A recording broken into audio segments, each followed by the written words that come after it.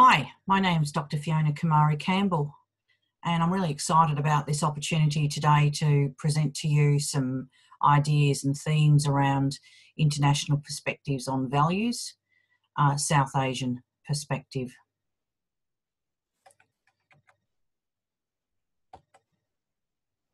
So we're going to open with a video entitled "The Secret to Changing the World" by Lee Manoir. And Lee Manoir is a writer in the area of cross-cultural communication, anti-racism projects, and he's also a filmmaker. So if this technology works, I should be able to toggle to Lee Manoir's video, and we'll put him on. And this video is probably best, discussed in small groups afterwards. I'd be really interested in your insights.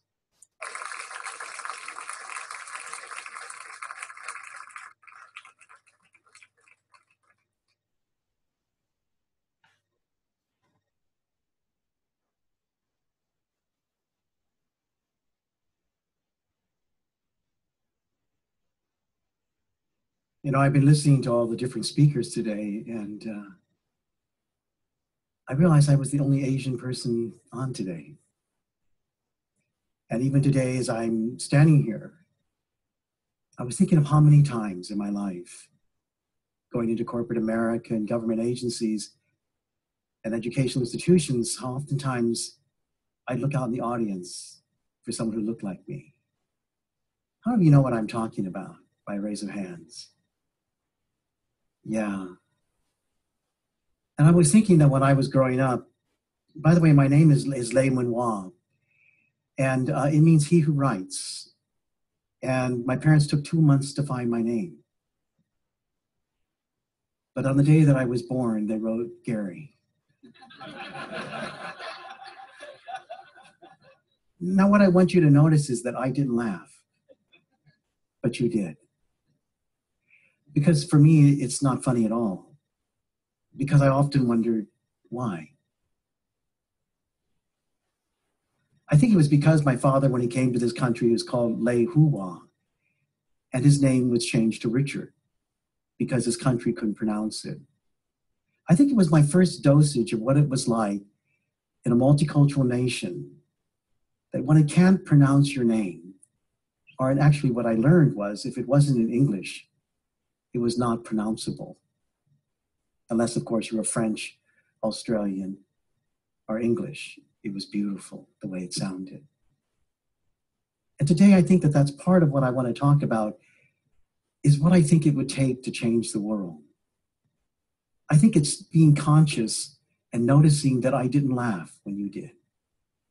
And maybe even for you to ask me, why didn't you laugh? What was coming up for you? I love my name, Lee Manoir. I hate that name, Gary. Not that I don't think that Gary is a beautiful name, but I remember the children laughing at me when I shared them what my Chinese name was. And I remember coming to school with this beautiful box of what we called siu gai, which is soy sauce chicken, and bak fan, and lap chang, which is steamed pork. God, I'm getting hungry right now. And what happened was I remember bringing it, I was only in the first grade. And I remember putting it underneath my chair and covering it with my clothes because I didn't want anyone to take it from me. And then I remembered some child in the back said, "Ooh, what's that horrible smell?" And then I realized that child in the class was talking about my food underneath my desk. And then I started to hide it even more so no one would see it. But in the process, I started to think what was wrong about my food. I had never thought that it was smelly. I had never thought that it didn't smell well. I thought it was a beautiful aroma. And then when the lunch bell rang, I'll never forget this, is I took that box and my colored chopsticks and I threw it in the garbage can. I don't think a day goes by that I don't realize, even like right now,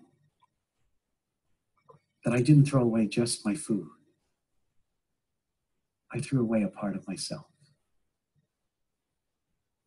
I threw away my beautiful Chinese accent. I didn't wear any of my Chinese clothing. No one asked me ever to speak any words in Chinese to learn. And I remember the kids doing this, Jing Zhang Chinaman. And for the very first time, I went home to look at my eyes. And I realized that my eyes, for the first time, might not be as beautiful as a white person's eyes.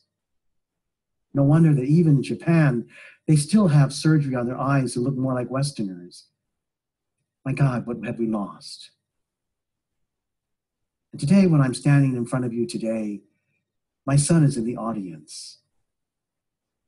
I remember when my son, who's adopted from Guatemala, his name is Joaquin. I remembered he looks very much like my ex-wife and I, she's Dutch, and we adopted him because he would look like a mix between the two of us. And so when he went to school, preschool, they all thought that he was Chinese. And they kept thinking how smart he was, and he was. And they kept just saying how intelligent, how quickly he was learning his alphabet and things like this. And then one day, Joaquin told them that he was not Chinese, but rather he was Guatemalan. And then from that day on, they only complimented him on his soccer. Now, how did that happen? What was missing? I think that as a Chinese man born in this country, born in Oakland, California, just next door, I think that when I started to realize in going to school, where I saw none of my teachers were Chinese, none of them were hardly people of color at all, no administrator absolutely wasn't, that I started to realize that being different meant being not white. I started to realize all the different ways that I could blend in. And then I remembered there was a loss that occurred, where suddenly people started saying to me, my gosh, you speak such good English, where'd you learn it from? So even though my name was Gary, and even though I spoke perfect English, it was as if I were still a foreigner. I think this country has a huge mythology, and the mythology is that our differences are valued. I don't think so. I think they're celebrated. I think that if you really value someone's culture, you integrate it into your workplaces, even in today, in our businesses. It becomes part of the culture. You see, I'm much more than Bruce Lee, much more than Chinese New Year. I want to let you know today as I stand before you that it's not what I have in common with white people that makes me significant, but rather that my differences are beautiful and that they're wonderful. And that this gi that I wear that my people had to cut off, and that this beautiful Tibetan shirt that I wear is part of my clothing and not just a costume to be celebrated.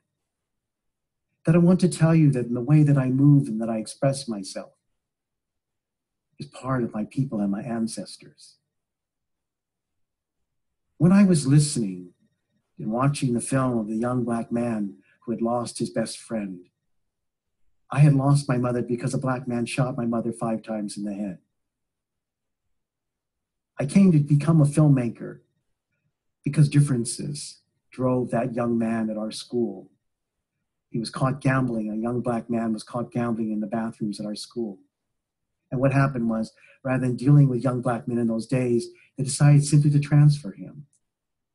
The consequence of that was he screamed and yelled and held onto the doorknobs because he kept saying, this is my neighborhood, this is where my friends are. But they simply transferred him because they were scared to work with black boys in those days. 15 years later, he found his way to my mother's doorway. And I remember when I found out my mom being shot, my father said, you see what I told you about black men? They're murderers and they're robbers and you can't trust them. And what I kept thinking was, as long as we keep telling black men that, after a while, they start to believe that they're part of the problem. I strongly believe today, as I'm standing in front of you, that I wished people would have asked me as a young Chinese child, and later on when I became a therapist and filmmaker. I wished in my classes, my teachers would have asked me, a whole set of questions. Simple ones like, when people look at you, what do they see? What don't they see? I wish they could see that inside I had so much to say. If only they would look at me instead of waiting for me to raise my hand or interrupt somebody. If only they could realize that sometimes I wondered why some people did all the talking and simply interrupted other people, and there wasn't always an opportunity for everyone to speak in a room. I wonder why they didn't see me. The other one is what I wish they would see inside of me. That there was so much I noticed in each person. That when I became a teacher, I told my students, it's not that you can't learn. It's just that we haven't figured out a way to teach you. I looked at every child on the first day that I taught. I wanted to know every single child, and no matter what they were wearing, I'd always walk them and say, ooh, I love your tennis shoes. Ooh, that's a badass tattoo. Tell me more about it, or those earrings, or whatever it might be. I didn't eat with the teachers. I ate out at lunch because I wanted to see the children in their own worlds and what they were like. And what I want to tell you is that Jesse Jackson's dead wrong. The most segregated time in America is not on Sunday, it's at lunchtime in every one of our schools in this country. I want to tell you that the issues that we have with this president is not because of his policies, but because he's Black. That we say no to this Black man with policies that he even duplicates of the Republicans because he is Black. And I'm wondering who in this country is ever going to finally say that. That who in this country is finally going to say that no, it is not the opportunity for everyone. Not if you're Muslim, Chinese, gay, Black, disabilities, poor. The odds of your becoming the president of the United States are almost zero. You see, the truth of it is we celebrate our differences, but we don't practice them. We don't use them in everyday life. We're more multi-holiday than we are multicultural. So what happens? What happens to this next generation when they discover and take on our racism and our stereotypes? I remember I was in Harlem, and there was a group of, I was working with about 600 high school students, and I said, I'd like you to tell the truth of how you feel about race. And finally, one Asian boy from a student was born in Hong Kong came down and said, okay, I'll tell you the truth. I'm scared of going to Harlem. Mm-hmm. I hear that they rob you and they cheat you and the food's really bad, and you never want to go there. And then I asked the students to please raise your hand how many have heard of Harlem in that way, and all these students raised their hands. And here they were all sitting together, but not together. Just a lot like today. You're all sitting together, but whether or not you say hello or talk to each other, that's a whole other thing, isn't it? In fact, for people you don't even know, you're probably at least one seat away from them anyway. And so what happened was, I was standing there thinking, well, what shall I do here? All of my life, I've heard about Harlem too. How do I convince this young Chinese boy and all these other students? And so something came to me. And so I said, who lives in Harlem? And all these Black students raised their hands. And I said, come on down. And what I want you to do is, I want you to tell this group, what do you love about Harlem?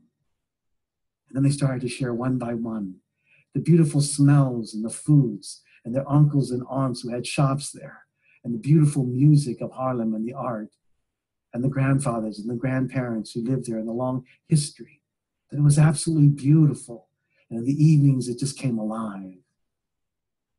And then one Asian student raised his hand and said, could you show me that Harlem? And then that student says, come on over here. And then another student raised his hand, and pretty soon almost the entire audience raised their hands. Could you show me that Harlem? You see, that's exactly what it's going to take. We're going to have to walk through our fears to see another world. We're going to have to take a chance to get to know another person's life. We saw a film today of a young Black man who lost his best friend.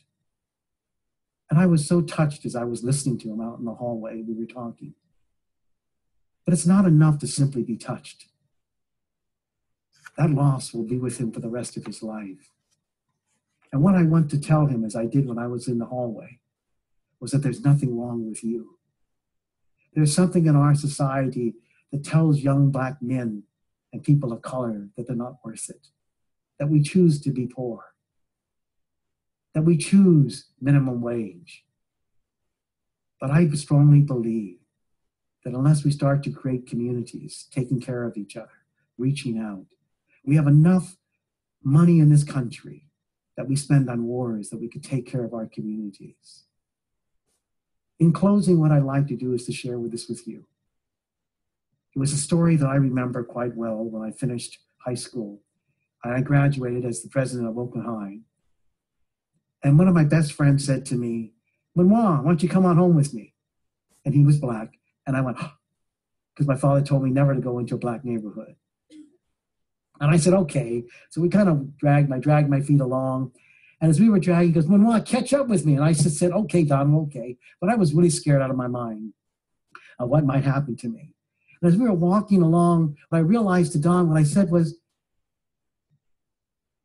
"You know, Don, I know this neighborhood."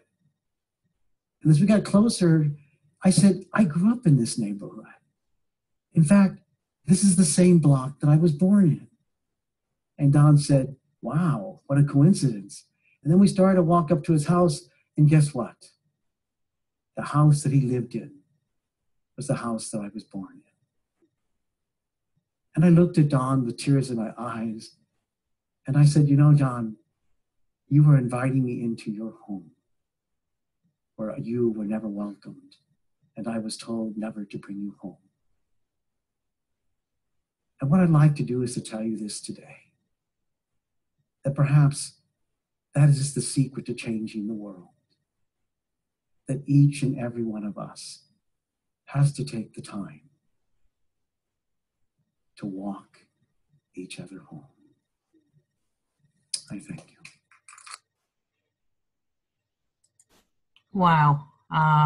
Quite an amazing video. There's so much we can unpack from what was discussed in the video. I mean, I think a couple of things come to mind myself is the question, when people look at you, what do they see? That's a really vital question. And what do they not see? What assumptions do they make? And I guess the other issue and theme that came across for me in this talk was the necessity, if we're working and in accompanying and in contact with people who are different from ourselves, is to engage in a process of deep listening, to ask the questions. I guess one of the themes of my talk to you today will also focus on what Lee-Manoir talks about, is the difference between valuing difference rather than celebrating difference. What those two kind of conceptual frameworks might mean to the way in which we truly work towards a diverse society. The other thing that came up was this kind of notion that, you know, through the process of his experience in schools, was this diminishment and throwing away of self. And we will touch upon that as we move through the lecture. The concept that is used to talk about how people live with the experience of colonisation, the experience of difference, is coloniality of being. Okay, so let's move along. So this really picks up on the question that was put by Lee-Manoir. When people look at you, what do they see? When you're looking at me, what do you see? Middle-aged woman with glasses, white looking, sitting down in a room with books in the background. That's my messy study. So today I come to you to give this presentation from a particular standpoint, the standpoint of a BAME woman. My friends laughably refer to me as the white Asian. I have a Scottish father and a Sri Lankan mother, but I was raised within a Sri Lankan cultural context. So I identify as Asian. I'm also a person with a disability. Why am I raising this? Because when we undertake research, training, working alongside people, and in fact our everyday engagements, we come from the perspective of being an embodied person. Our embodiment shapes and forms who we are, and in fact in many ways shapes and forms the investment, the perspective that we have in the activities that we're undertaking. Our embodiment in many ways shapes the contours of the kind of privilege or indeed the powerlessness in which we walk and exist within the world. So contrary to the view within positivist research and more positivist orientated value systems, it is impossible to come to activities with a blank slate, to be bias free. My perspective, my research and ethical perspective is to actually acknowledge our embodiment and embrace it. So the first thing I put on the slide there is we are embodied researchers and we are engaged in embodied research. A couple of years ago I wrote a paper about the notion of the embodied teacher. What are the kind of perspectives due to our embodiment that we foreground, that we bring to focus? What are the perspectives and privileges or forms of disadvantage that might not be as visible? So when we're looking at values and ethics, the questions that we need to address are deep, self-reflective questions, and they are absolutely essential. Who am I? I in inverted commas. What is my own history? What are my credentials? What do I bring to the exercise and to the task? What are the credentials and my own history that actually are sources of strength that I can use to make the world a better place? What is it about my embodiment, my privilege or circumstances that mean that I have certain forms of ignorance? So I guess, when we're looking at ethics and values and research, is what is our relationship to what's happening around us? What is our relationship to research production? What is our power and privilege relationship to the work that we do? As Santos, who's a Global South scholar, coined a lovely phrase, that there can be no social justice without epistemic justice. In other words, you need to have a sense of justice in the kinds of knowledge systems that we value, the kind of knowledge systems that are legitimated.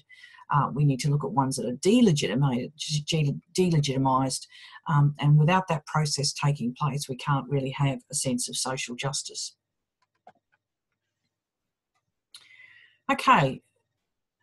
I always like to pick a nice quote, other than from myself, that kind of frames the discussion of today's presentation. So this is a extract from a piece by Nelson Maldonado Torres, and the reference is at the end of the PowerPoints. He states, modernity, usually considered to be a product of the European Renaissance or the European Enlightenment, has a darker side which is constitutive of it. In other words, a darker side which actually shapes and forms those products. Modernity as a discourse and as a practice would not be possible without coloniality, and coloniality continues to be an inevitable outcome of modern discourses. So what we're talking about is this notion of coloniality of being, is what is the lived experience of each of us under a colonial regime, under globalisation, under a situation where Western values are definitely hegemonic and privileged. So where do we sit in relation to ideas around Western privilege and Western value systems? What I want to do is move on to some tools that can help us sort of unpack issues around values and how values are legitimated and how certain values become dominant, and become dominant to the extent that they become normalised. What do I mean by that? That certain values almost take on a naturalised sense understanding.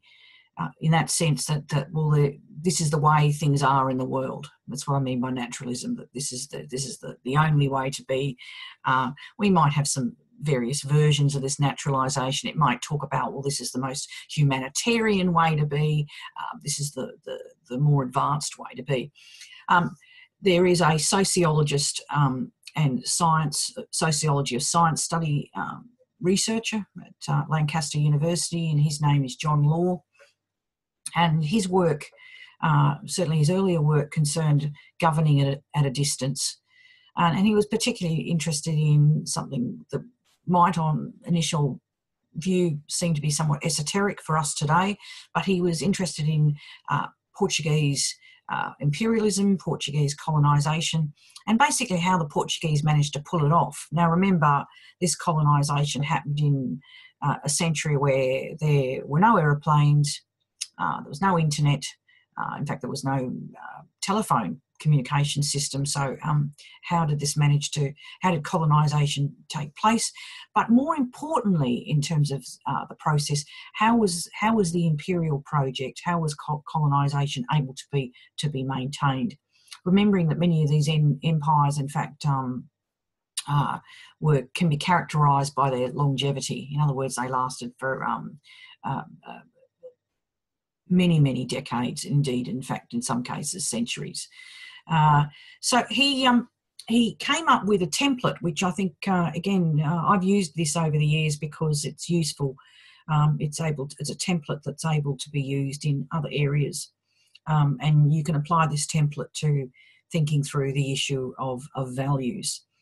And what I also like about it is he comes up with a three-level formula, and they all start with the word D. So that makes it easier to remember as well. So he talks about documents, devices, and drilled people.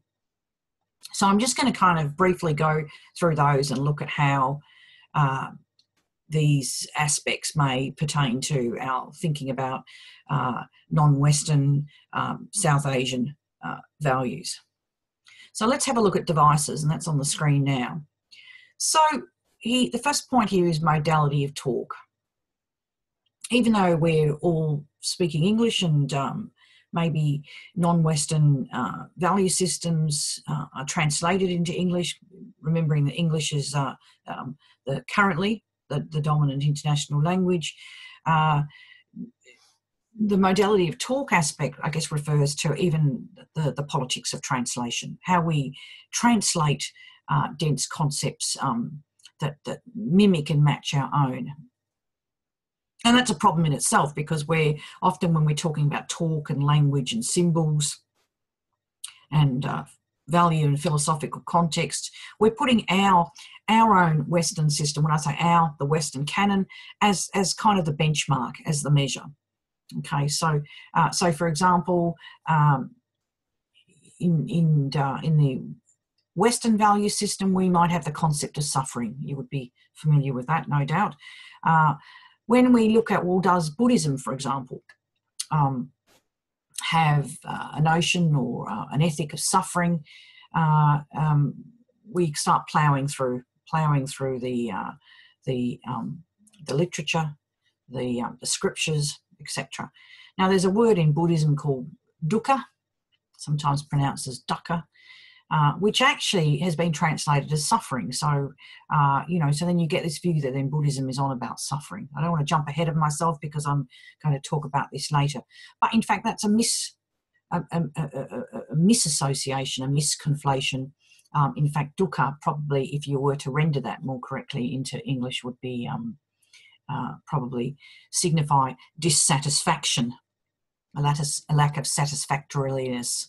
So, and that's quite different. For example, it's got different nuances from the concept of suffering.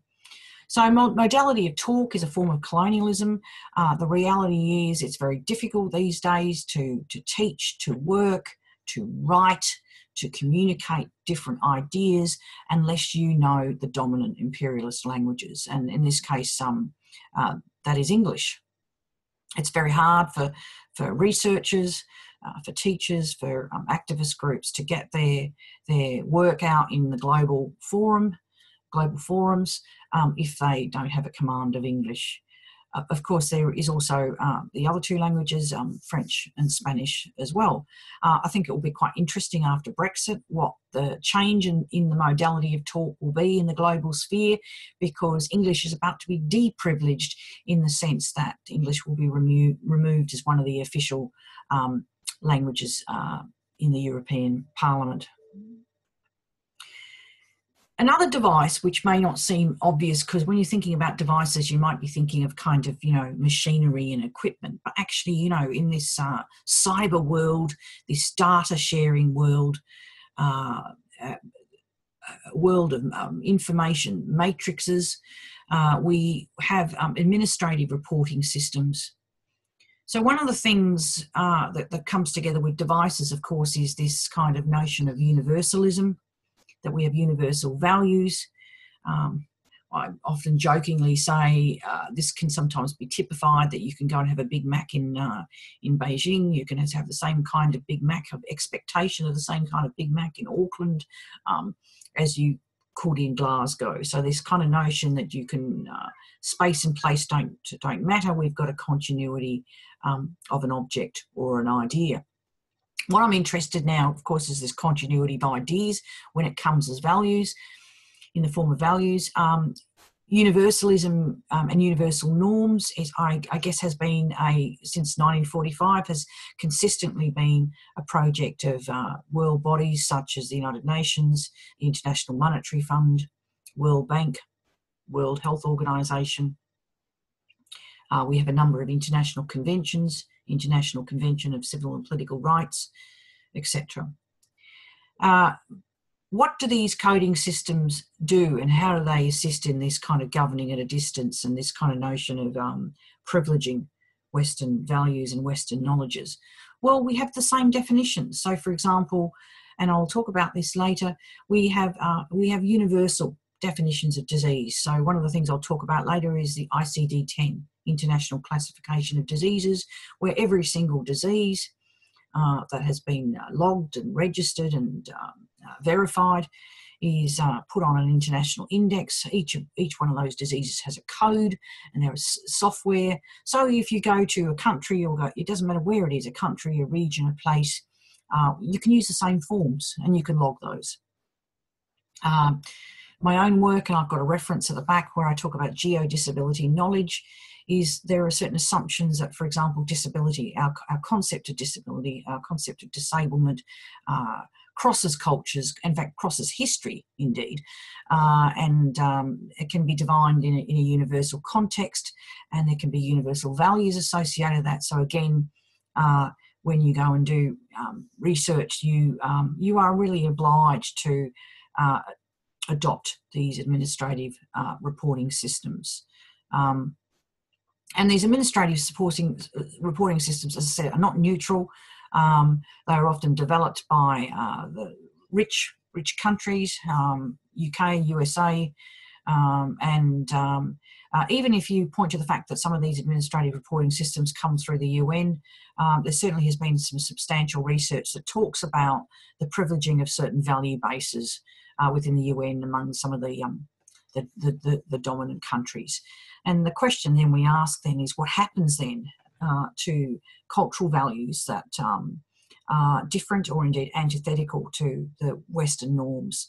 How do you write those into the administrative systems, or are they in fact erased? I've also pointed to the fact that actually, social justice projects and value-based projects are also tied to funding arrangements and donor aid. So all these things kind of come together. If you want to accept funding, whether it be from the UK government or the Scottish government or indeed the International Monetary Fund, the IMF, you need to conform with the templates and frameworks that are there. Same with policy participation. There are certain premises and assumptions that are very much imbued with and saturated by Western values and Western norms if you want to participate in policy. So there's an old kind of adage there that in the old days, in the, I guess the kind of 17th, 18th, 19th, 20th century colonial era, that the colonisation occurred through the devices of the gun and the Bible. They were the two kind of mechanisms for colonisation, and obviously treating the colonial countries as a source of raw material that you could extract materials from. What we find today is this use of Western templates means that, in fact, you don't necessarily need those two elements. I'm not saying that those two elements of military violence and, in fact, spiritual violence don't actually happen, but in fact, you can dominate and reproduce and perform Western value systems through Western knowledges. Another concept that's which I will point out later and refer to now is this notion of academic dependency. Relations between the West and non-West are generally quite asymmetrical. They're unbalanced. Definitely, whilst we don't want to necessarily treat the West as a homogeneous bloc, generally the West is privileged, and non-Western countries equally tend to be peripheral. How do research institutions, universities, training systems, school-based systems, non-government organisations relate to the issue of values? Well, this notion of academic dependency is really important. There is often a need to resort to Western research methods, ethical systems, funding formulas, Western journals. And if you present an alternative to that, it's very difficult to get a foot in the door.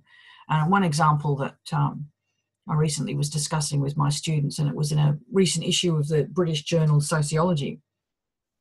It was about Nigerian sociology and the fact that there's a well-known Nigerian scholar who writes about community formation and different cultural values in Nigeria and how they might differ from the West, and coming up with and he's developing a Nigerian approach to sociology.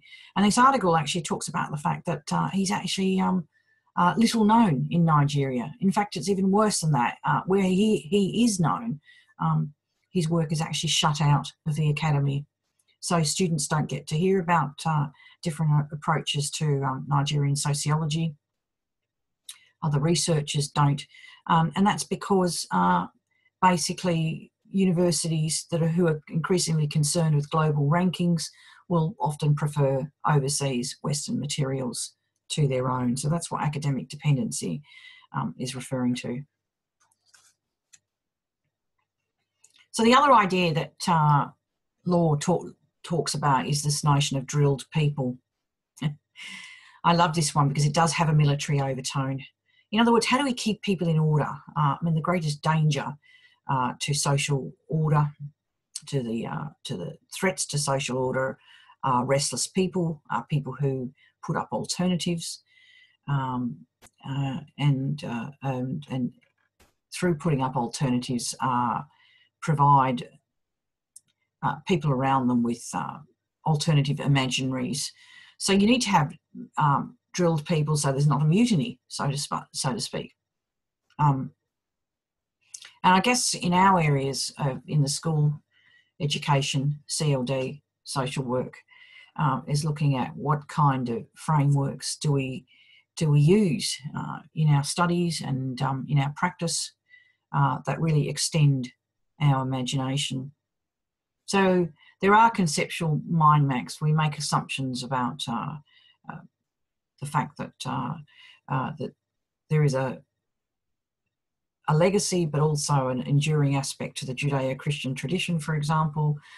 We have particular beliefs about progress, about differences between civilizations, even the ways in which to undertake research and the different styles of learning.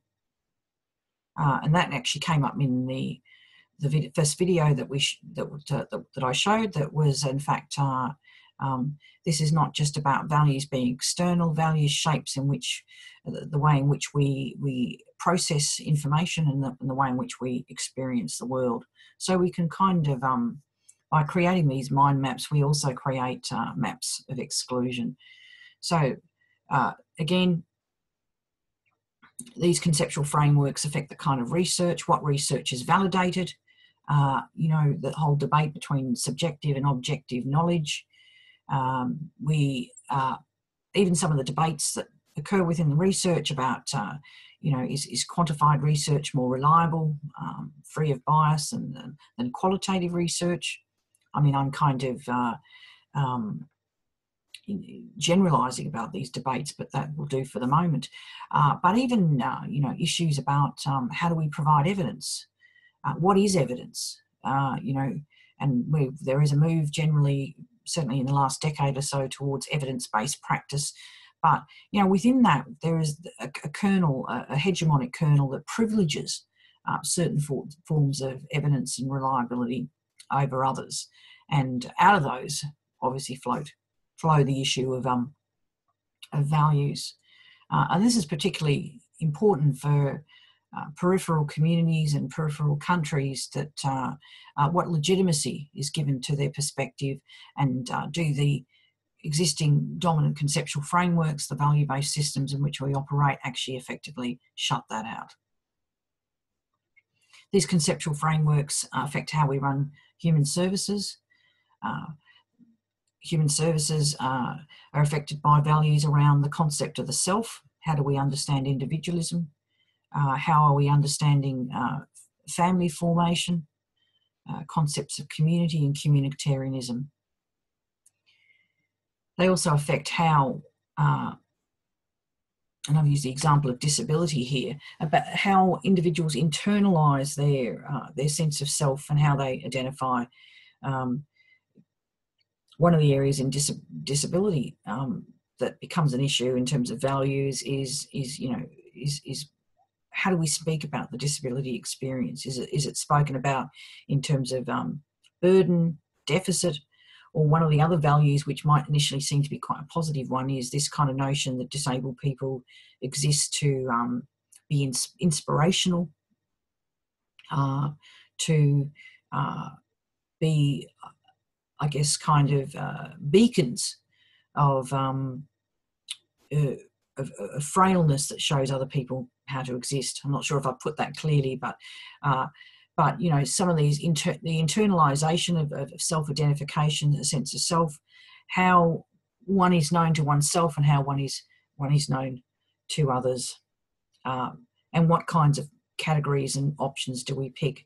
So, as I mentioned, in terms of my own experience, I identify as an Asian person, as a Sri Lankan, but whether that kind of sense of personal identification is actually acknowledged within the value frameworks, within the statistical apparatus that we have, is another question. And whether in fact that identification has to be justified, because the tendency in Western value systems is to put people into strict demarcatable categories and boxes. So one of the things, as I said, is that the values colonisation and values frameworks increasingly have become universal and form universal norms. I mean, the whole human rights apparatus is based on particular value norms that have come from the Western Enlightenment tradition. The question that we need to ask then is, are cultural particularities erased? I can tell you now my answer would be yes, and we'll explore that as we move through the lecture. Again, I don't want to spend a lot of time on this, but is this idea of the captive mind. People who are from peripheral cultures, particularly non-Western cultures, in many ways are trained and socialised from an early age to look to the West, and that came up in the video too, to almost deny one's own culture and think, well, what's wrong with me, or maybe my culture's bereft. maybe our value systems are problematic.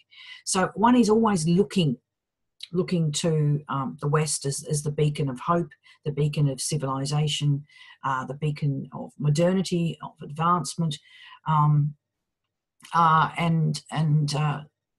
that has resulted in this kind of notion that Alatas, who's a Malaysian sociologist, talks about as a captive mind.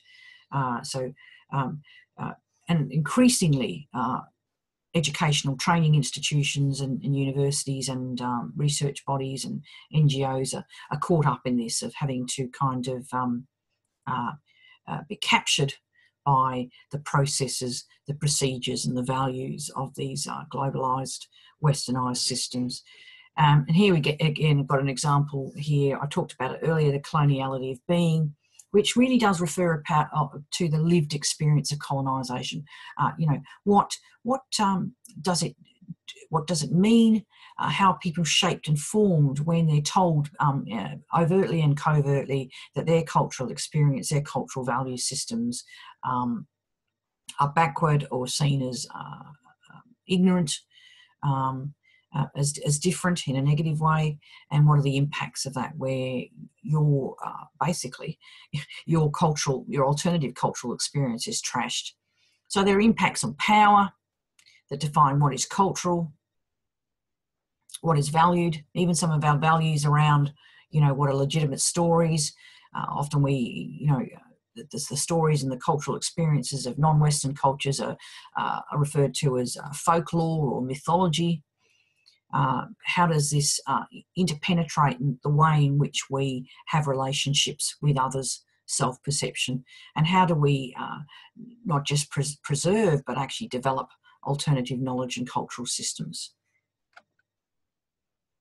So this should be quite clear at this stage that what we've been talking about is the normalising power of the Western worldview, the assumption that Western values, even if they've been secularised, we might acknowledge that Western values come from a Judeo-Christian tradition, even if they've been secularised, and there's certainly been attempts to do that over the years,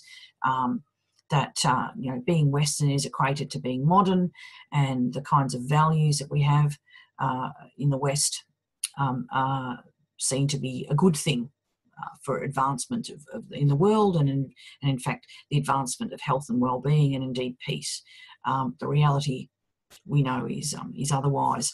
So there is the acceptance of conceptual structures that have originated in the West, and that acceptance is implanted in such a way that there is an unconscious acceptance that each of us may have, to a greater or lesser degree, a Western way of looking at things. Our perceptions of right or wrong, our perceptions about what a good life is, what a quality of life is, what is justice. And that results in, the adoption of Western ways of judging things. So how we judge, the way we look at the world, is very much interconnected into the way in which we become judging people and make judgments, come to judgments. And as I said, it's very much, we already know Western philosophy to some extent. We may not know the language, we may not be even able to engage in a sophisticated conversation about Western values, but it is embedded very much in our socialisation from the early days of school, and that's assumed to be naturalised. So again, values are transformed into practice. They affect our moral imagination, what is possible, what is doable, what's the good life, what should we be aiming for, and our concepts of what the justice making is, okay, and what well-being is. So these are empirical, the way in which we do research, the way in which we observe things, but they're also moral narratives of practice, because we actually we might not think in terms of ethics or values, but in fact everything that we do, the standards that we have, are underpinned by ethical and value practices. We do need to turn to what we call contingency, to actually look at the specifics in the moment, to look at how people are interfacing with the relationships around them, We also, if we're really looking at this notion of emergent ethics, we need to constantly have a conversation, a dialogue between the facts as we think we know it and how those facts are interpreted through the lens of values and what values. So I'm not going to spend time on this slide. You can look at it later. We don't necessarily have the time, but emergent ethics, there's a scholar by the name of Giri, G-I-R-I. If you look up his work, he writes a lot in this area of emergent ethics. There he is, his name's up there. So if we're looking at emergent ethics or emergent values, which are essentially about dialogue, about critical reflection, we need to ask whose narrative and whose emergent horizon. Look at this thing pop up on the screen, get rid of it.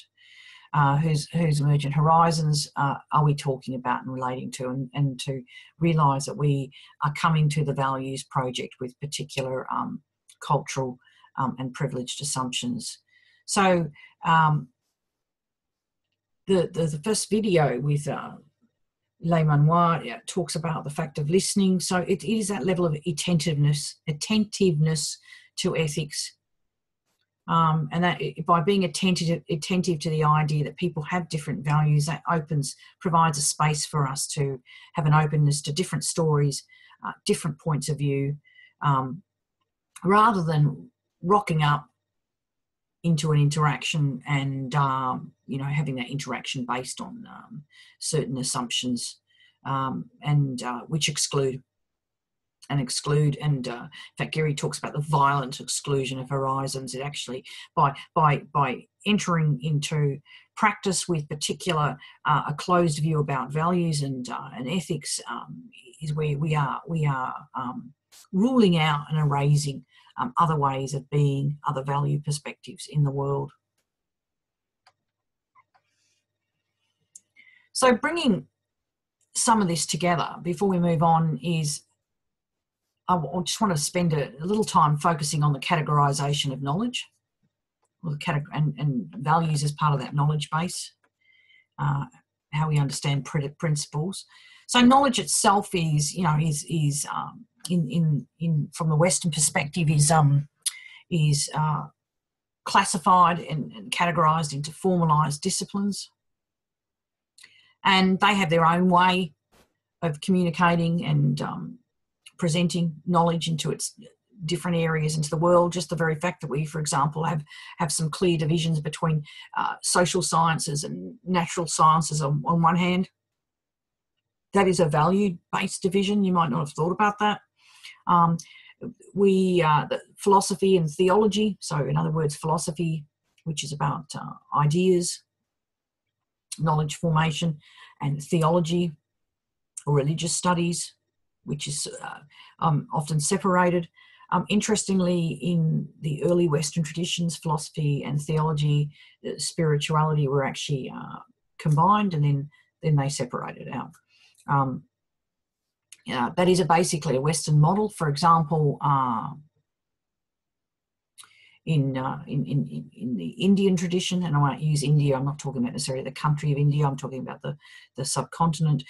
In Indian philosophy, spirituality is intrinsic to the development of ideas, and in fact issues around mathematics and science are also incorporated into that area. So there's some of the differences between disciplines, and their interrelationship is quite quite a contrast. Because of these really formal divisions then between how we divide knowledge up, that we divide sociology from psychology, from philosophy, the fact that we even theory and practice. I mean, I've been a practitioner for many years, but I am ostensibly a philosopher, social theorist, that we create these kind of divisions that, and that theory and practice actually are intertwined. You can't do good theory unless it has as an outcome some kind of well-beingness, and the situation of the human experience is incorporated into philosophizing. Okay, so I think that we often come up with this either-or way of thinking. This kind of dominance of silos and divisions then means it's difficult to construct cognitive alternatives. What do I mean by that? To actually think otherwise, to think in a different way, to have a different imaginary. And one of the problems then is that, you know, Western paradigms may work quite well in the West. I mean, that's a vexed question, actually, and that's a question for another presentation, in fact, whether the current system of Western paradigms and Western values, in fact, reflect what's happening on the ground, and whether, in fact, those values, there's a mismatch between those values and the experiences of people living in the West. One would make us have a sense that certainly that some of the values that have been driving modernity are in fact antithetical to social justice and well-being for people in the West. But certainly there is a dissonance, a mismatch between the Western paradigms and the reality of how people in the subcontinent live their lives, their own value systems, cultural norms, the way in which we process things in the world. So I think I might leave that particular slide as it is, and again, you can kind of ponder some of these issues. Okay, just let me have a drink of water. Cheers. Okay, so now I want to move on to thinking about some of the differences between so-called West and South Asian values, and then we'll move into a case study specifically looking at Buddhism. And I've got those terms West and South Asia problematized because the West covers a range of perspectives, values, traditions, philosophical approaches, and we know that not all countries in the West and not all traditions and not all values are in fact equal within that frame of the West. And same with South Asia. I think one of the really big issues that's discussed is, you know, where is there such a concept of Asia? Where is Asia? Where does it stop and start? It's actually a Western referent. Asians didn't call themselves Asians until the colonial project took off, and there were conversations there. And South Asia, you know, is a vast collection of a number of countries and cultures, and within those countries and cultures there are also differences and divisions. But what I've tried to do, at least on one slide, and just for the purposes of this class, without ever necessarily going into depth, I'm focusing in this presentation on breadth, is just to highlight some differences, and there's probably more. So one idea is the concept of time. That strikes me as a really significant difference that impacts upon values. The traditional approach within the West is what's known as a teleological view of history, of time. In other words, you start from a particular point and then you progress through history. So this notion of civilization, of values being progressive. When I mean progressive, I don't just necessarily mean moving forward. Obviously, time is moving forward in a Western viewpoint, but there is that kind of presupposition that underpins this progress of improvement that particularly since that period of the Enlightenment, that the notion that human beings are, if they're not doing it, they should be undertaking continuous improvement, and that we as societies are improving, and that improvability is in fact a value. As individuals we're expected to prove, but as societies we're expected to progress and improve. So then what does that mean in kind of a Western frame? That kind of means when we occasionally look over our shoulder, we often see previous generations, previous societies, particularly the further back that we go in time, as being probably underdeveloped. Sometimes we even use the word backward. I'm talking about Western societies here. that they weren't as mature as what we are now, and weren't as enlightened. So often there's kind of a negation of the past, which is a value, and then we don't really have much to learn from the past.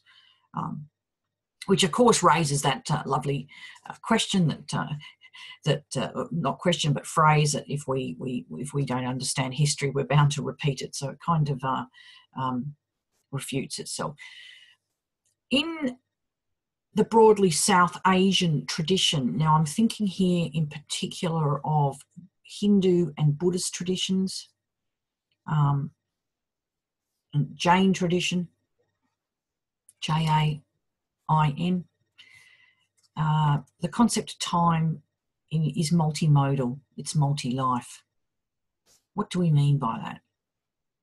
Well, you live in the present, and that's really important. That's a time, the present moment is definitely emphasised within South Asian value systems, but it is bound up with the notion that people have multi-lives. In other words, my life now is shaped and formed and interrelated to the life that I had previously. So a belief in past lives is integral.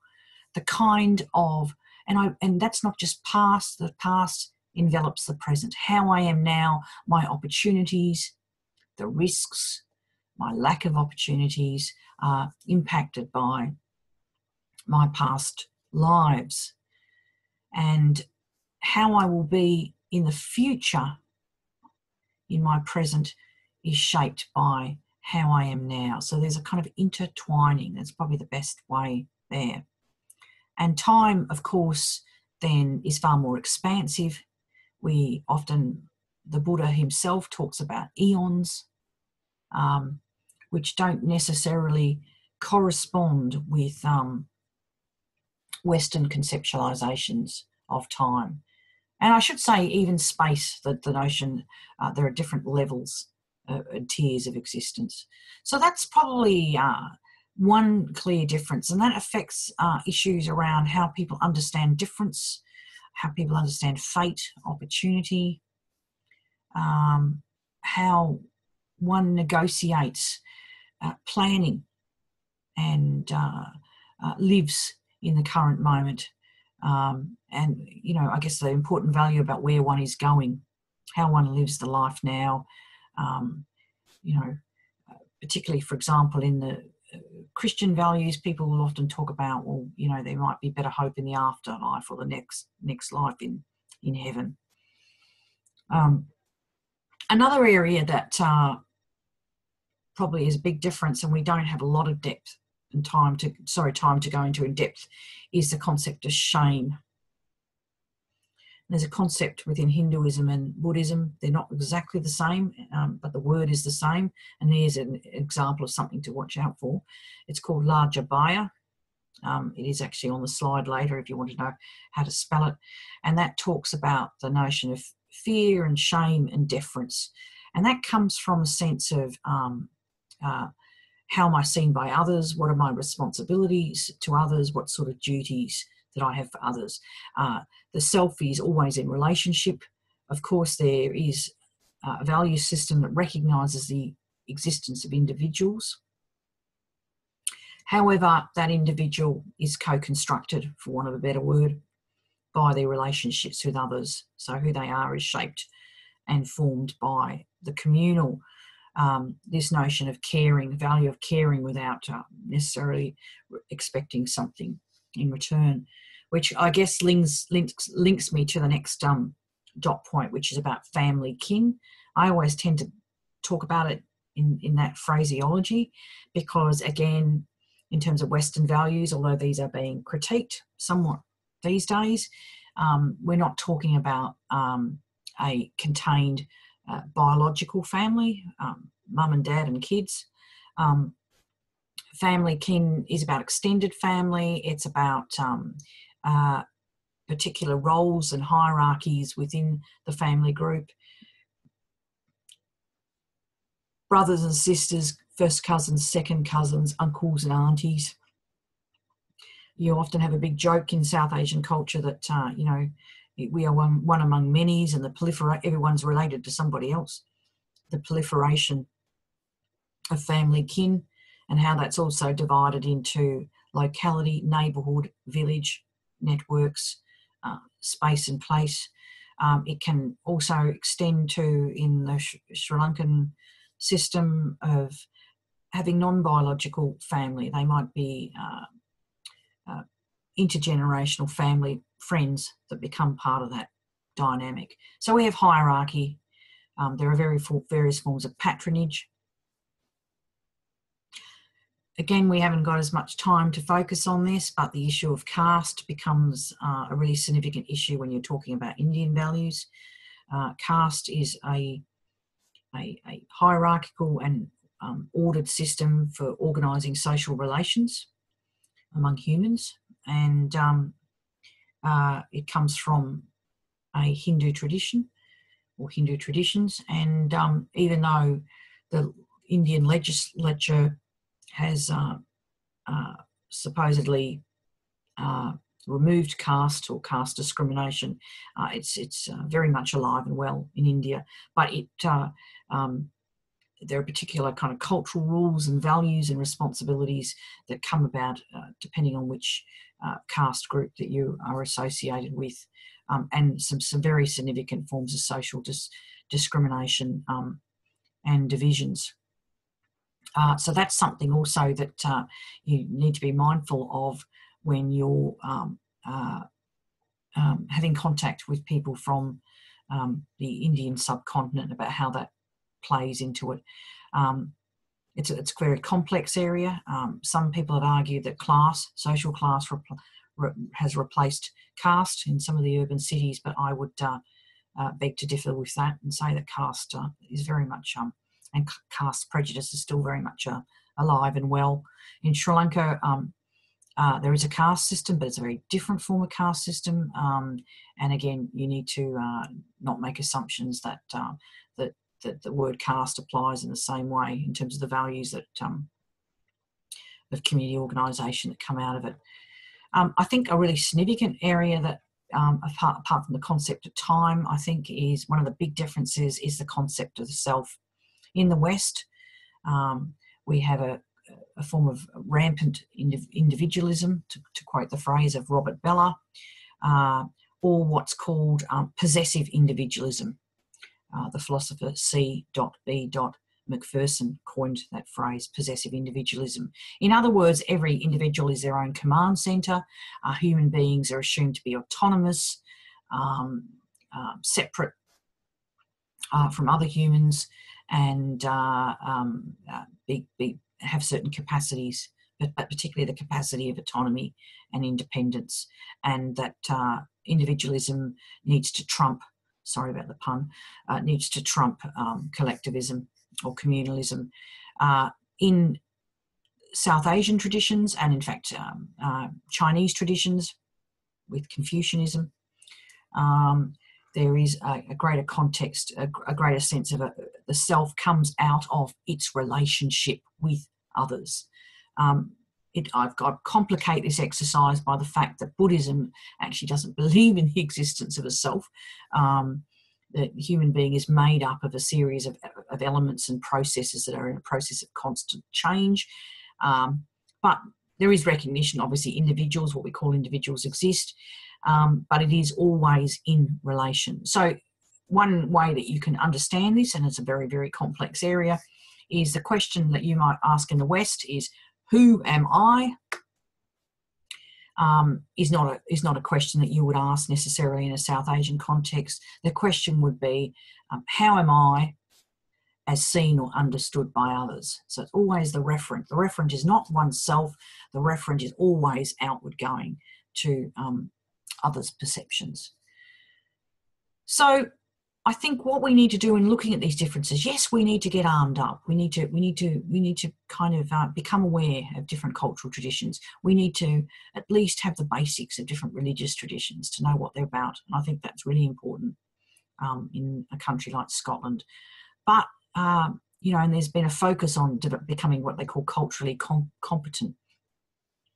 But actually, if you're talking about the fact of, you know, power and powerlessness and certain values being privileged, we really need to move from that, just this kind of idea of cultural competency, where you kind of find out about these different cultures, to this kind of notion of cultural humility, where we really recognise that we come from a place of ignorance, and that we need to create space for dialogue and to open up our imaginations about the fact that the majority of the world actually have a very different sense of experiencing life and values from the minority Western cultures. Okay, I'm just going to have a drink again. Always interesting doing these presentations. I don't need to have a drink when I'm doing a class, but for some reason when you're doing these recorded lectures, you do. Okay, so again, I'm going to really kind of briefly look at this, and I'm going to flick between some of these slides, but because you can read them and you really need to think about them and break it down. But so if we look at the concept of, this is comparing Western self with a Confucian self. So the word self in Confucian Chinese is the word ji. So in the West, let's have a look at the West, which is kind of summarizing what I've said. The self is constant and unchanging. It's a constant, unchanging substance by which the individual is identified. What do we mean by that? We have a value, a belief system that says that the person who was born in a particular year is exactly the same person that is now. They're the same. Their bodies might have changed. Obviously, we live and grow and learn and stretch, but we're essentially the same individual. Okay, it is the atom of a human being, the essence of his or her existence. So the kind of notion that human beings have an essence in Christian thought, the idea that humans have a soul that's uniquely theirs. In the Confucian sense of self, it's a bit different. G is the self it's examined in its initiating and motivating moral behaviour and its reflective activities. So the self comes through this kind of idea of an ethical self, one that is constantly engaged in the process of reflection. The self is based on virtues, the kind of virtues and ethics and values that an individual lives their life and combines into their actions. So the self then is a label for certain human attributes rather than a substance. So that's quite a different way of understanding the values underpinning individuality. And the rest of the slide breaks that down so you can have a look at that separately from this presentation. Okay, what I wanted to move on to, just continuing that kind of comparison, and it's a fairly crude comparison, but it does the job here anyway, is the Western idea of justice. So this is ideas of justice. We assume, we keep talking about, you know, we're into social justice, that's our values, well, not recognising in fact that we might have a different premise or ethical value underpinning this word that we often just kind of flows off the tongue, doesn't it? So again, this is a crude reckoning. There are many and competing concepts of justice within the Western canon, within the Western tradition, but I've pulled one out here, or actually Murphy has pulled one out here. So we can say, at least in modern times, that the concept of justice is bound up with this ethic, this idea of fairness. So justice is fairness. These come together about being fair. Now, you might want to problematise what does being fair mean, and you'll often find that there are different concepts of fairness, and that can be exemplified in different policies of political parties, just to note as one example. But yeah, it's bound up with the idea that justice must be seen in terms of the demands of fairness. And you've got see John Rawls. John Rawls was a famous modern philosopher who in 1972 wrote a book called A Theory of Justice, and that was the first kind of move to what he wanted to do was to fashion a concept of justice that was secularized, that was detached from its Christian background. Okay, so we've got the Confucian idea, the notion of yi associated with justice. Well, what does that yi mean? It means rightness or appropriateness. So it's something to do with a behaviour. Again, virtues here about rightness. What is appropriate in terms of the collective matrix. And then the idea of Ren, which is about humanness and benevolence, okay? Being the correct kind of person and how you can be benevolent. And these are brought together then with the idea of justice as harmony. So social justice is about creating psychological harmony, family, familial relationship harmony, and the broader ideas of harmony in society. And harmony is actually seen to be more significant and more important than this notion of fairness. And just moving to the second lot of boxes there, the idea of fairness in the West is about often seen in terms of distributive fairness, how we allocate resources. And again, obviously there are debates about what does fair distribution actually mean, but this notion that you should be providing, distributing resources, you should be providing equality of opportunity, okay?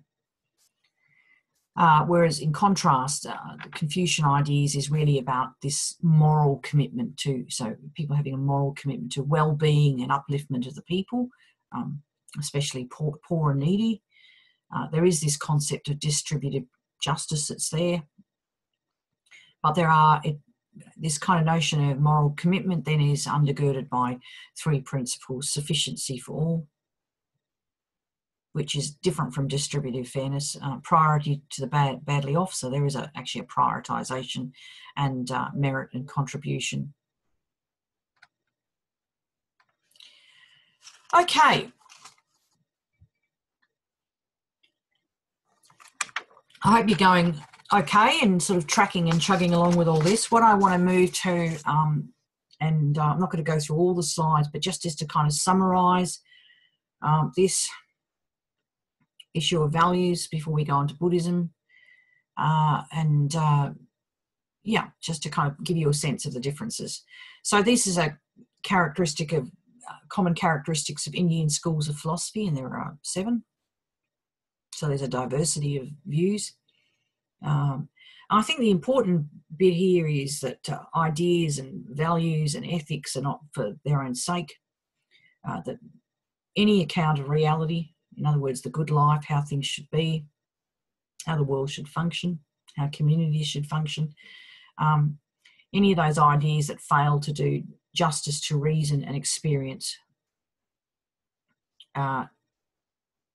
can't be accepted. So no account of reality which fails to do justice to reason and experience can be accepted. Interestingly here, in Western ethical traditions, reason is a very dominant tradition. Here we have this kind of unification of reason and experience. So it has to kind of match up. Values, ethics, philosophy should aid humankind in reaching the good life. So the lovely statement, all philosophies or ethics and values of India are philosophies of life. And then again, I mentioned the fact of associating values with spirituality. The human beings are essentially spiritual, and in fact, freedom is an ultimate goal, looking at ways in which individuals can attain freedom and a sense of being at ease. Suffering and ignorance are due not to original sin, but being ignorant. So in fact, often ignorance is seen to be the reason why people are unhappy, or in fact go along with dominant practices, dominant ethics that may in fact work against their interests.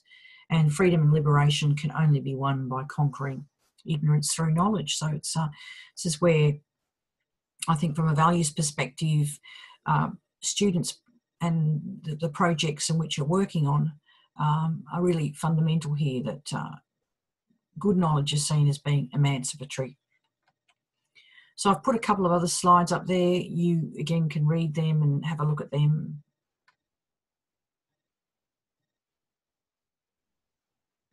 I do want to point out number 12 here.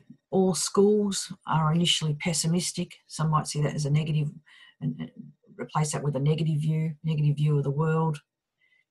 They're often seen as initially pessimistic because the value-based system draws attention to the fact that humans are living in a state of ignorance, suffering, misery, and bondage. It wouldn't take too much for you to agree with that, given the state of the world and the state of the majority world, where we've got poverty and turmoil. Number 13 there, but however, most value and ethical systems don't stay in this sense of pessimism. They're ultimately optimistic because the value system says that actually each of us has in our power the capacity to attain knowledge, wisdom, peace and freedom. Okay, so now we're going to move to, really briefly, a case study in depression. And I'm going to flick the screen. I'm going to put a really zany, only goes for a few minutes, upbeat video with the narrator is Stephen Fry. This is probably the best video I've actually seen. This is a really complicated area of knowledge. It's called the Four Noble Truths. Some of you may have heard of that. It's one of the essential teachings of Buddhism. It's kind of like, if you want to know what Buddhism's about, it's kind of like Buddhism in a nutshell. And Stephen Fry explains this in this zany video. So let's have a go. So I just need to reduce this. We're getting there. And we pop this here and we play.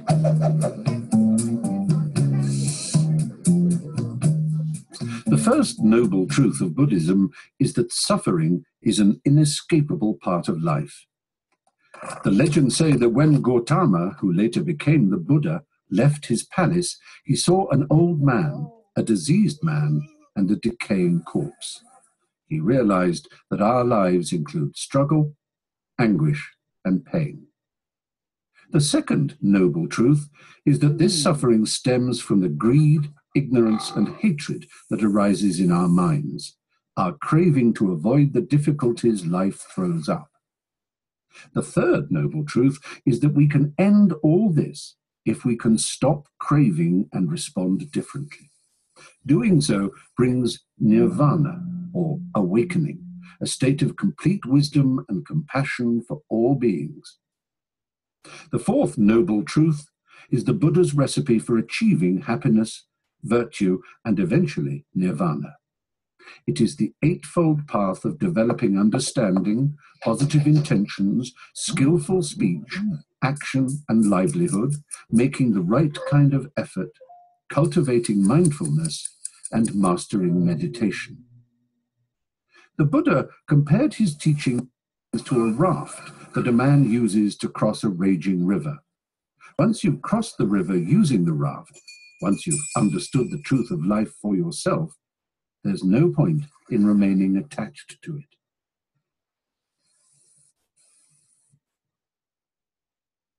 Okay.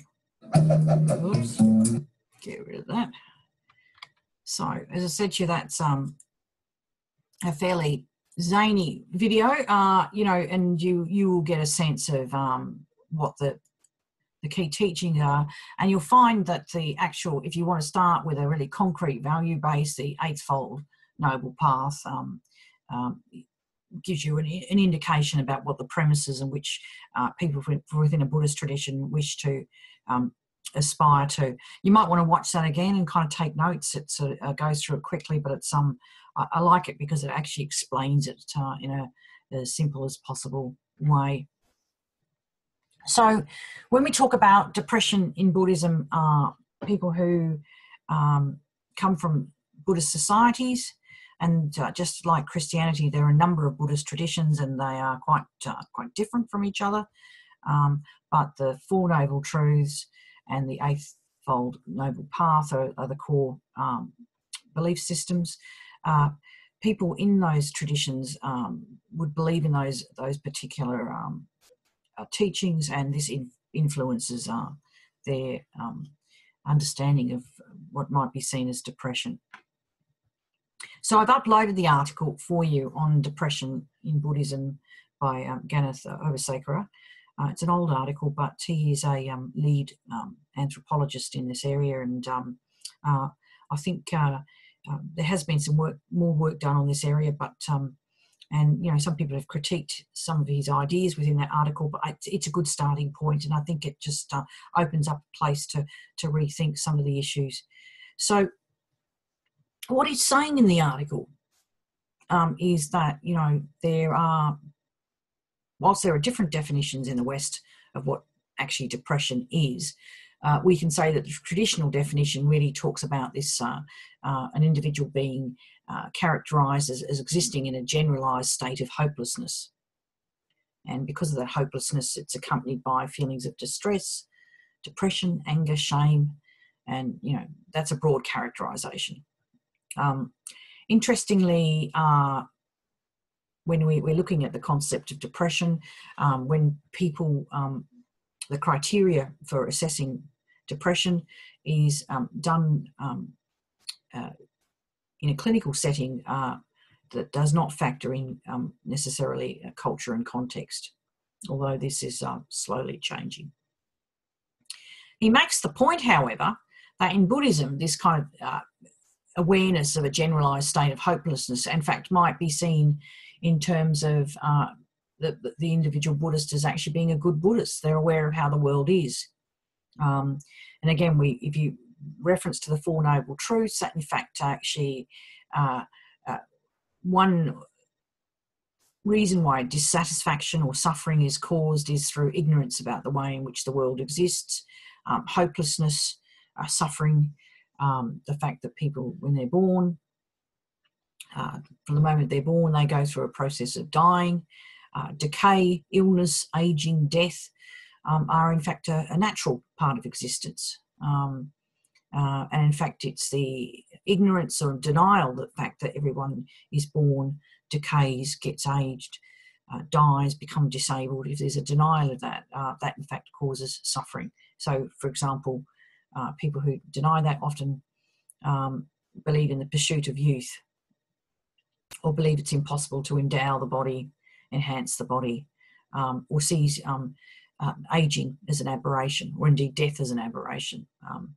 So the Four Noble Truths speak to the hopelessness of one's experience, but recognise that in fact this is not an individual experience. This is the nature of the world, and every living sentient being experiences that. So there are different inflections to that in terms of values, but the predominant ideology is that life is suffering and is sorrowful. And one of the causes of suffering and sorrow is not the fact that we have this constant change and that the human being is changing and life is constantly changing, but it is in fact the cause of the sorrow and suffering is caused by attachment or desire. Okay, trying to stay the same age, or want our relationship with our partner to stay the same, that we will somehow enhance our prestige through desiring particular objects, cars, clothes, houses, or crave for something different. That somehow if this and this happened in our lives would improve. Buddhism speaks to the fact that there is a way out of this depressive state of hopelessness, out of this state of ignorance, by following the Eightfold Noble Path. So in fact, in terms of values, one of the ways is that not that depression is not acknowledged, but that sense of hopelessness definitely is recognised. And the way to address that sense of hopelessness is to put in action a values for life code, the Eightfold Noble Path, which is kind of like a recipe. It's like an instruction manual, for want of a better word, put it rather crudely, for working out our ways out of this dissatisfaction.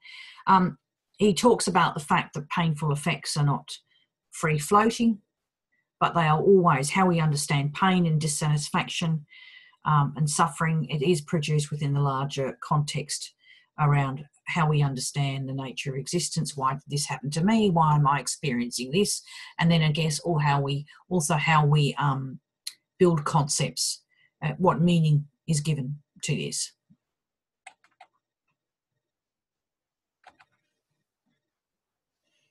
So again, just kind of dipping out a bit from Obaseka for a moment, just to kind of wind this back. So we do have regimes of mental illness in the West, and these are only recent, in the last 60 or so years, I'd say. Just putting a rough time span on it, don't quote me on it. But so we have two regimes in the West. You may not have thought about this before, but in terms of mental health, mental illness, we have two classification systems which overlap, but actually also are quite distinct and say different things. Interestingly, when I used to be teaching this years ago, one of the things that I observed about these two classification systems is they tend to also follow geopolitical alliances. Now, I don't, we can speculate why that's the case. We have the ICD-10, soon to be the ICD-11, International Classification of Diseases, and that's mainly followed in Scandinavian and European countries. It's not ignored in the other countries, but it's kind of somewhat secondary. Everything that comes out of the World Health Organization is based on these classifications. So you, if you want to work in the health area, you probably need to at least get some sense of what they're about. The system that many of you might be familiar with, the DSM, it's gone through different versions. The Diagnostic and Statistical Manual of Mental Disorder, that's why they call it the DSM, because it's too long, was created in the United States by psychiatrists and pharmaceutical companies, pharmaceutical-sponsored research. So that raises some interesting issues about what paradigm it's coming out of. It's coming out of a psychiatric biomedical model paradigm. It has tended to be followed in countries that are allies of the United States, and that's an interesting thing. It has increasingly, with US dominance and transborder companies, the reach of pharmaceutical power, it's increasingly become a global norm. And one example of the changes, there's some vigorous debate about the DSM and its reliability. In 2 decades, the publication has gone from being 50 pages to 500 plus. So that's the backdrop to this. So back to Obaseka, the cultural meanings given to behaviour and difference. I just wanted to kind of pull a few of these out from the article, but also my own research insights. So again, there's that word largabaya. There you go. That's how you spell it. Largabaya refers to a sense of sedateness, a sense of holding back. It's to do with fear, shame, a sense of not putting oneself out there and looking at what the implications might be. Some people call it deference, knowing one's place. So there is a socialised, and I really want to emphasise this, there's a socialisation of individuals' personalities as they're growing up, and that socialisation is gendered. So often in Sri Lankan culture, it's children are taught at a very young age about, what will people think about your behaviour, and then there's issues around honour and shame. That comes out in how distress is expressed and how it is shared. I think there also is the idea that illness is not necessarily individual, but can have communal effects, and this is quite a complex area. Certainly there's been some research, for example, in certain villages in Sri Lanka where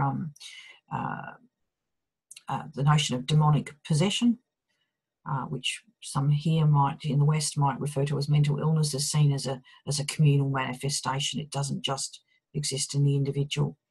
So I think this is an area that's very under-researched. There has been work done in Sri Lanka, for example, about the high incidence of suicide, and then the fact that suicidal behaviour is often, how can we put it, be featured in terms of a copycat, spontaneous kind of relationship to suicide. And again, that comes back to some of the kind of communal effects of values and interrelationships. But, this comes back to the stuff that I said at the start of this presentation, that because of this kind of notion of provincialising Europe, looking to Europe as the gold standard. What the outcome of this is some of the kind of local values, the non-Western values, are actually under-researched. We know more about the Western experience, but often don't know necessarily in great depth about the manifestation of these differences in one's own country. I think there are assumptions that, and Obaseka talks about this, that depression is a universal concept, even if it's culture bound. They kind of add the culture bit, but actually when you start reflecting upon it and having the notion of depression unravel and look at where it connects with different value systems, you find in fact it's harder to hold to this notion of depression being universal. And he uses, and this is I guess the controversial area, he uses the example in reverse, because as I said, most people argue from the position of depression being universal and then extrapolate. And he does it in reverse, and he talks about the fact of, in South Asia, the notion of semen loss, you can read about this in that paper, is perceived to be a disease. So then he says, well, okay, if it's perceived to be a disease in South Asian cultures, then it should be able to be replicated to, it's a signs and symptoms, it's organic. We should be able to replicate that to the US, or in fact more broadly in the West. But what he then says is actually this symptom, and the signs and symptoms exist, but it's not fused and bound together into a disease conceptualization.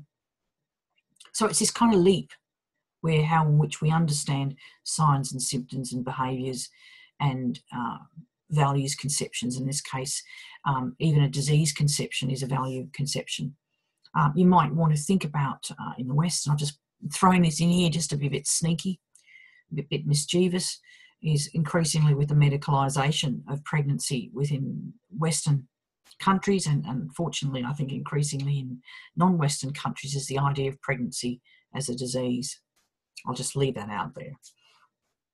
And I made the point here that a pessimistic view of the world is not necessarily depressive or negative. This idea of unsatisfactoriness, of suffering, is actually seen as a positive thing. In fact, one's awareness of that means that, you know, and the lifting of the veil of ignorance means, in fact, that one can move forward with a positive values project. Okay, so how do we bring all this together? And in terms of the task that I've been asked to present to you today, which is about non-Western alternatives, South Asian alternatives values. I feel like there's so much that's been left out, but this is a good focus on breadth. The whole issue of different cultural peripheral values really points to the necessity to decolonise our knowledge, to decolonise our training and learning and exposure to different ethical and value systems, and the assumptions, certain value assumptions that we come from that are so normative and so privileged that we don't even know that they're normative and privileged. And I really encourage you to kind of expose yourself as much to, there's some great stuff on YouTube of alternative value bases and knowledge traditions. If you actually, I should say, if you put a keyword search for around cultural humility, there's a great video on YouTube about that, and there's some other links. I've put up some other YouTube clips on the Padlet site. So if we're really serious about looking at a truly diverse, heterogeneous approach to value systems, ethical systems, we need to move research that's on the periphery to move it to the centre. So not have little special case studies or, you know, diversity sections. We need to integrate that knowledge into our general curriculum and our training. And there's a real challenge to do that, including accessing materials. We need to acknowledge the fact that when we're working with children or groups and individuals within our CLD, social work and education practice, that actually people might have a different concept of self and their relationship to others. You know, so we don't all value, for example, notions of independence or autonomy. We don't necessarily have an approach of valuing the I before the other. Instead, there are relational selves. Some people actually believe in the non-self, and this often all happens in the context of family, kin, and community relations. These new knowledges then should focus on different ways in which people understand the idea of identity, and way in which liberation struggles can take place, and way in which we bring in education into the project of social justice by looking at valuing new forms of knowledge and age-old forms of non-Western canons and values. These new research knowledges, new research epistemologies actually will create new categories for redefining humanity. So it really is an exciting space.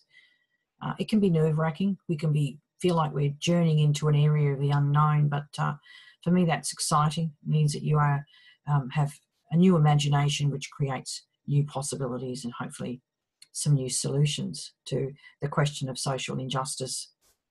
We do need to critique the idea of universalism of knowledge, concepts and values. We need to be on guard, however, about also enacting monolithical categories, so talking about Asian values, African values. I think it becomes very dangerous. You'll often find privileged leaders from those communities will also use that kind of terminology to partition the world between East and West. There are different kinds of rights bearers.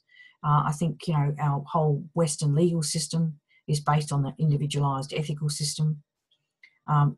If we were to consider the human person differently and to embrace a different value system, that might open up space to look at communal knowledges, communal protections, communal rights. Within South Asian traditions, there isn't the sharp division between human and animal, so it also opens up spaces for the consideration of other forms of sentiency, other ways in which animals know and experience the world. Also, in terms of values, there is a different sense of the role of land and rivers and the environment. They're not seen as, often in the West, as merely a resource standing in reserve to be used, raw material, although increasingly in many of non-Western countries, transnational corporations and the global economy have actually necessitated the ravaging of the land. We need to think about some of the human rights debates about the prioritise individual rights over collective rights, and those discussions and those arguments, and at the end of the day, are value-based differences. I talked about earlier the issue of space and time. That opens up tremendous new possibilities for thinking through the nature of social change and the nature of progress. So what's happening in South Asia is, you know, there are, through a process of decolonisation, there's been a process of reclaiming, and I put it in inverted commas, traditions. We need to have our little critical antennae here, our hermeneutics of suspicion, to sometimes look to see whether in fact colonial mythologies have been replaced by foundation myths leading to xenophobia and nationalism. I hope this presentation has been useful for you today, and I'm sorry that I wasn't able to present to you in person due to the university's non-conformity with access requirements, but I hope nonetheless that you've will find this presentation useful, and it will be a source of reflection for you. So thank you very much, and I will see you again in another context.